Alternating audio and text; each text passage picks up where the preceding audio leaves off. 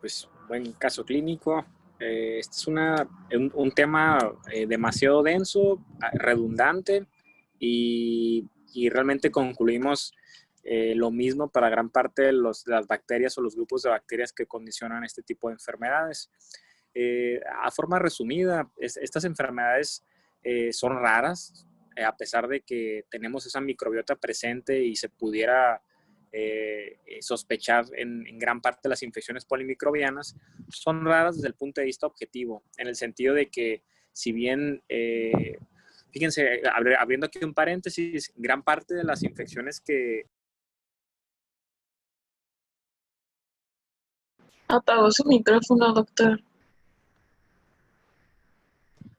Bueno, ¿listo? Sí, ya lo escuchamos.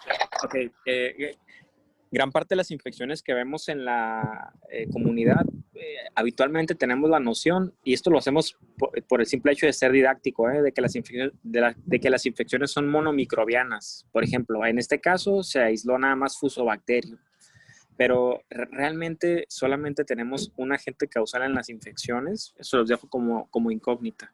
La respuesta en concreto es que no. Gran parte de las infecciones son polimicrobianas.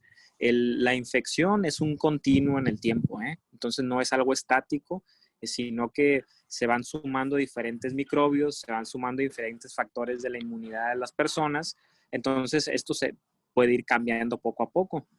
Algo importante con estas infecciones es de que los patógenos habitualmente son oportunistas, pero medio comensales. O sea que cuando otra infección se suscita por bacterias aerobias, acuérdense que lo común en el planeta Tierra para la mayor parte de los eucariotas y los procariotas es que tienen que tener un metabolismo del oxígeno, ¿verdad? Entonces tienen que tener cadenas respiratorias y tienen que saber aprovechar el oxígeno para subsistir, ya que pues, el planeta es básicamente puro oxígeno, ¿no?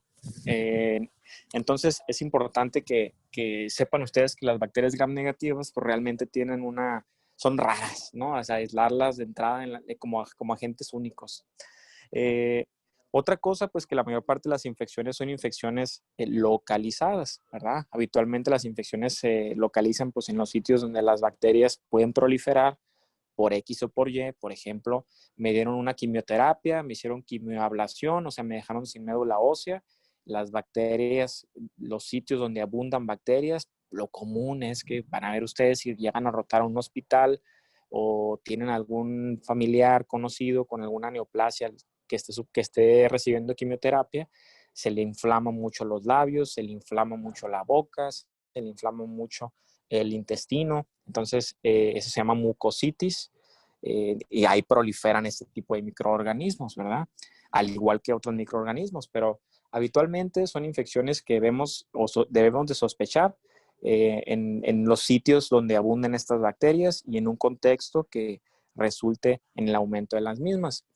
Los tratamientos para estas infecciones también son relativamente monótonos. Si bien también, como les comentaba hace un momento, tenemos la idea, ¿no? O el mapa mental de que si es anaerobio del diafragma para arriba, dale clindamicina. Si es anaerobio del diafragma para abajo, dale metronidazol. A grosso modo, pues sabemos que Propionibacterium, por ejemplo, Veillonella, que son las bacterias, y Fusobacterium, que son las bacterias que nos dan del diafragma para arriba, ya lo mencionaron ustedes. Enfermedades gingivo, estomatitis, enfermedades o mucositis en general, faringitis, síndrome de Lemierre, Fusobacterium, ¿no?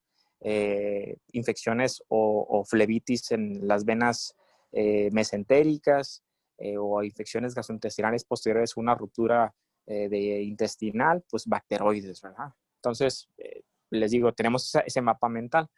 Aún así, la mayor parte de los betalactámicos tienen cierta actividad anaerobicida también. De ahí que muchas veces los pacientes mejoran. Tenemos un doble aislamiento, por ejemplo, doctor, pues se aisló Escherichia coli, pero también se aisló Fusobacterium, ¿no? O sea, aisló bacteroides. Le sumamos el metronidazol, pero el paciente ya va bien, ¿verdad? Entonces, si nada más le habíamos dejado ceftriaxona. Entonces, gran parte de los betalactámicos tienen la propiedad anaerobicida, si bien no es su mayor fortaleza, pero sí tienen esta propiedad. Si ustedes ven amoxiclavulanato, ticarcilina clavulanato, piperacilina tazobactam, que son betalactámicos, tienen esa cobertura anaerobicida que no es necesario que la reforcemos con algún otro antibiótico.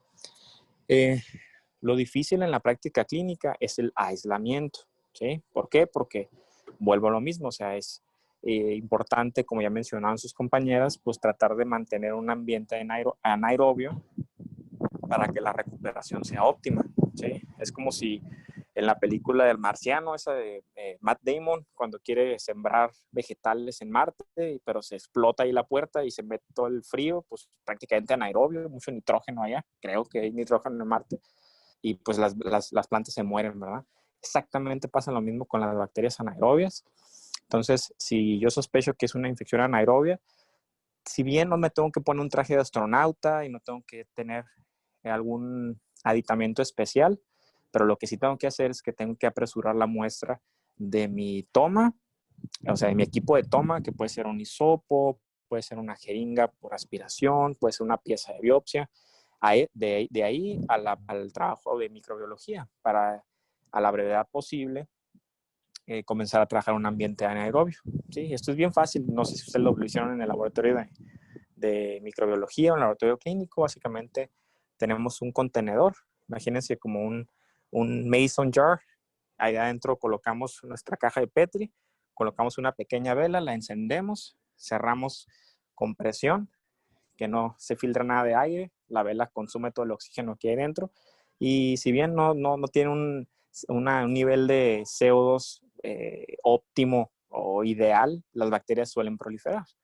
Entonces dejamos en incubación igual 12, 72 horas y después abrimos la caja para ver si crecía alguna colonia. Esta colonia la tomamos, le hacemos un gram y posteriormente la metemos a una identificación por un método automatizado, por biología molecular, y ya nos da nuestro resultado, ¿no? Pero sí es importante eso. ¿Qué otra cosa? A diferencia de gran parte de las infecciones de las cuales hemos hablado, pues estas infecciones, como son infecciones que son bacterias que viven en la microbiota normal, no necesariamente trasciende el hecho de que el paciente tenga algún inmunocompromiso de base, más que nada alguna condición que hubiera hecho que proliferaran estas bacterias. Por ejemplo, mala higiene, una lesión punzocortante, una mala cirugía, un problema intestinal propio, divertículos, un tumor, algo que condicione que que se ocasione una disbiosis bacteriana. Esto va a hacer que proliferen estas bacterias y que produzcan este problema. Creo que nada más es eso con las bacterias no esporuladas. Y no sé si tengan alguna duda, pregunta. Nos quedan 2 minutos. Yo tengo una pregunta, pero no sé si esté muy obvia, pero igual la voy a preguntar. Sí, claro.